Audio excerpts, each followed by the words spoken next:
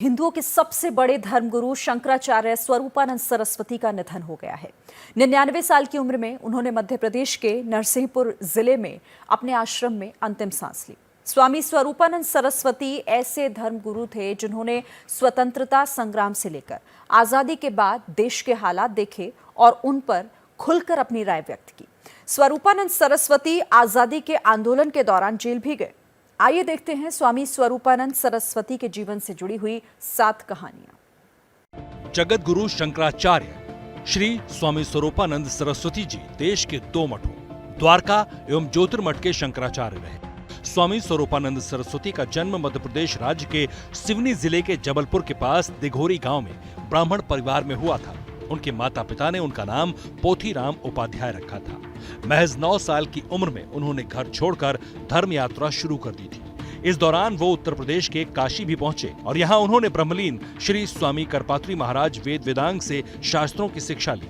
आपको जानकर हैरानी होगी कि साल 1942 के इस दौर में वो महज 19 साल की उम्र में क्रांतिकारी साधु के रूप में प्रसिद्ध हुए थे।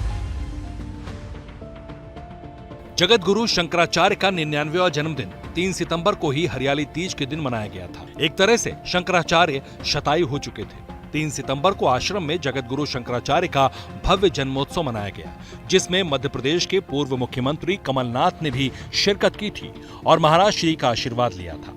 इसके अलावा राज्यसभा में कांग्रेस के सांसद विवेक तनखा और दिग्विजय सिंह ने भी ट्वीट कर शंकराचार्य को जन्मदिन की बधाई दी थी।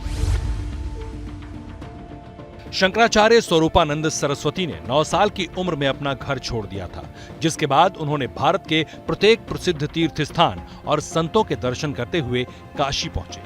कम ही लोग जानते होंगे कि स्वामी स्वरूपानंद सरस्वती को आजादी की लड़ाई में वाराणसी में 9 और मध्य प्रदेश की जेल में 6 महीने की सजा भी काटनी पड़ी थी। इस दौरान वो करपात्री महाराज के राजनीतिक दल राम राज्य परिषद के अध्यक्ष भी थे।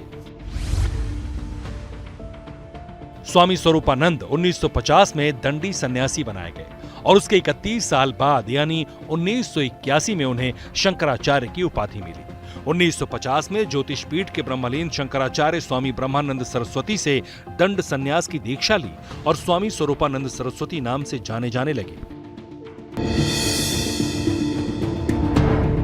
पिछले साल जब शंकराचार्य स्वामी स्वरूपानंद सरस्वती महाराज का 98वां जन्मदिन था, तब सर्व ब्राह्मण समाज गोटेगांव ने उनका 98 फीट लंबे तिरंगे से सम्मान किया था। उनके लिए ऐसा करने की वजह भी बेहद शानदार रही, क्योंकि शंकराचार्य स्वतंत्रता संग्राम सेनानी भी थे।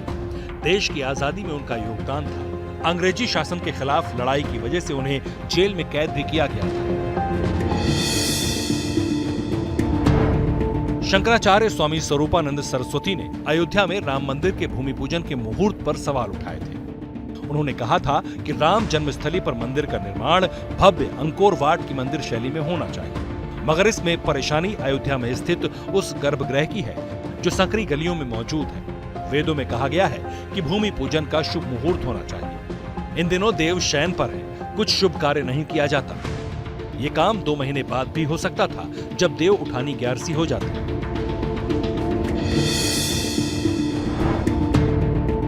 99 साल के बुजुर्ग होते हुए भी शंकराचार्य राजनीतिक तौर पर बेहद सजग थे।